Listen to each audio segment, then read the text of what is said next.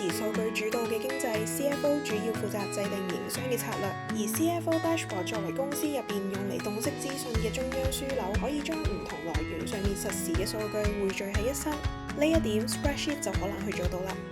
Spreadsheet 需要同事人手咁樣去處理，當中會令到數據延遲，但係 Qlik 咧就可以將不可能變成可能啦。究竟點樣先可以做到呢？Qlik 本身就可以連接多個唔同嘅平台，建立實時嘅數據管道，持續咁樣去更新你嘅數據，等你可以時刻關注業務嘅表現。大家都可以為你嘅團隊去提供準確嘅資訊，同時亦都可以讀取到所有嘅交易細節，隨時評估團隊嘅 KPI。而更重要嘅係，用戶可以自由咁樣探索數據，揾出問題嘅關鍵所在，並且作出相應嘅行動。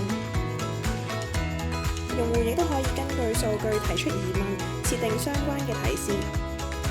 當 KPI 有所偏離嘅時候就可以收到通知啦。如果大家想更加有效率咁樣去處理財務分析，歡迎隨時聯絡 Sinoco。